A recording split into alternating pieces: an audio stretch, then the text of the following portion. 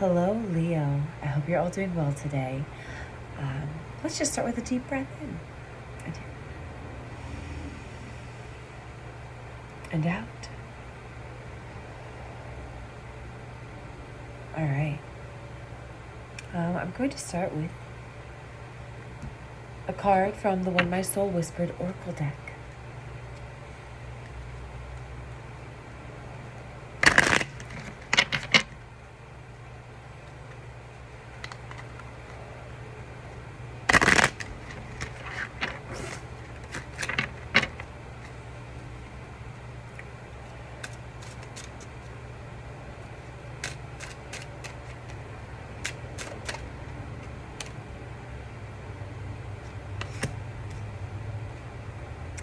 Microcosm. Oh.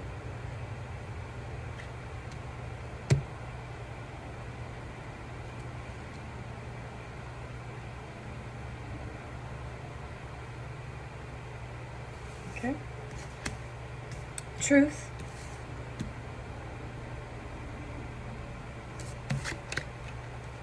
And that one is not for you.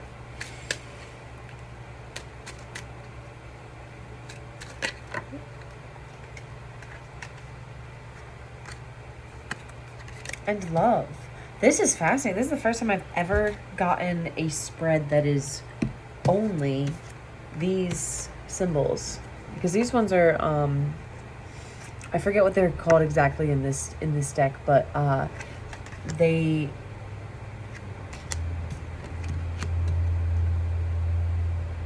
the vibration is different. Let me see what if they call it something else in specific.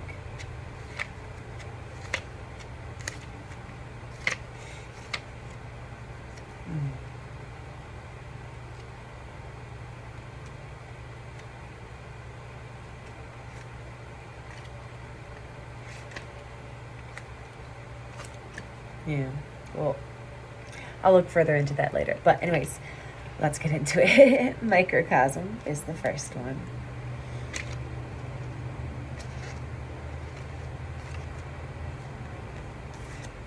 To see the world in a grain of sand and heaven in a wildflower. Hold infinity in the palm of your hand and eternity in an hour. Every human is the embodiment of the universe in miniature form. It is time to recognize the dynamic relationship existing between yourself and all that surrounds you.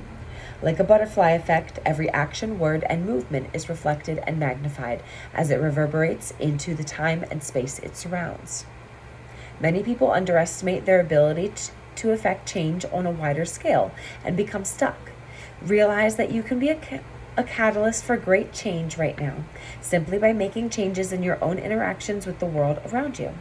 Critics will say that no one will notice a drop of water in the ocean, but if your actions inspire another, which in turn inspires another, the ocean eventually creates a tidal wave, bringing with it great power and an altered landscape.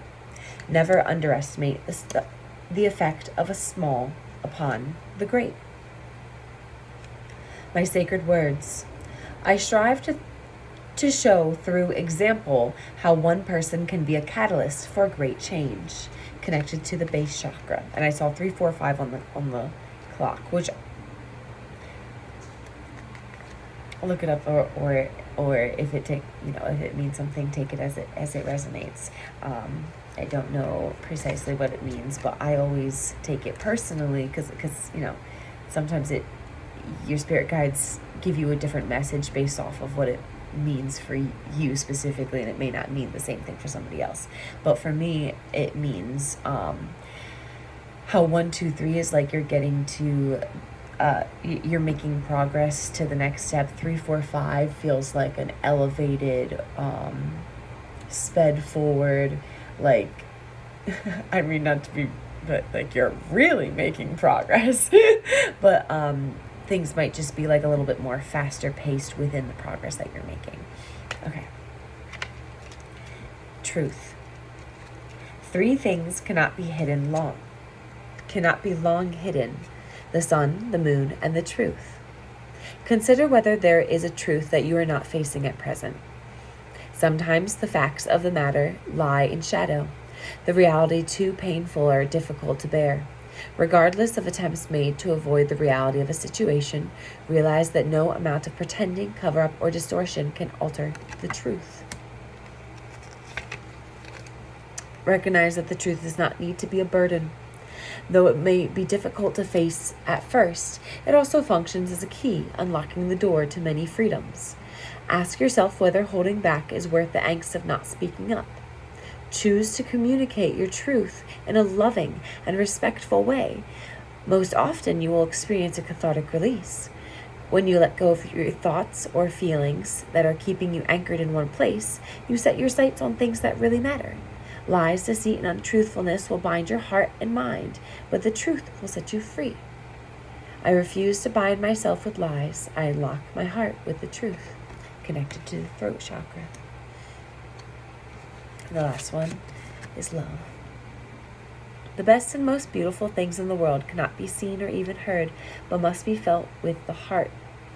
When we think about love, we often think about our love for others. Our first thought of love is rarely self-love, yet this is the most essential.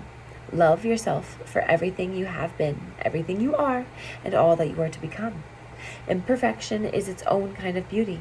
Love yourself enough to take chances, to fear failure a little less, and to find peace in the possibility that even the best laid plans may not turn out exactly as you had imagined. Love yourself enough to stop constantly comparing yourself to others and to find an end to the negative self-talk that spreads through your veins like poison. Realize that your beauty, both inside and out, is absolute and that no one ever has been, nor ever will be, the unique being that is you. The greater you allow self-love, the greater your capacity to love those around you. My sacred words. Of all things I know to be true, I know that love will be my legacy. Connected to the heart chakra.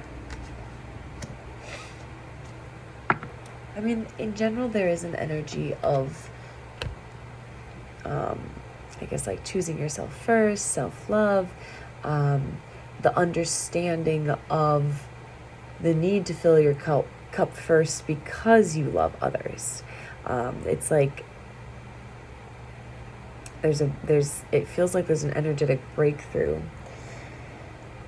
that, or seeing that like one person at a time is inspiring another person at a time to look at things from a different perspective. And to, I mean, in this case, I'm getting, like, you don't have to, for somebody out there, you don't have to say a lot. If you have difficulty with confrontation, you don't have to say all of your words in one bout. I'm getting something about,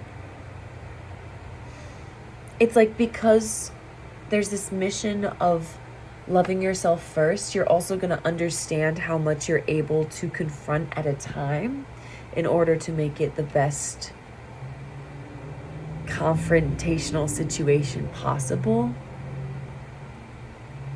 It's like pacing yourself in the areas that you might struggle to vocalize. And you're doing it out of self-love. That's what I'm getting for somebody. It may not be for everyone. Yeah. That's all I have for you today. Thank you so much for being here, Leo. Take what's yours, leave the rest behind, and I'll see you next time. Bye.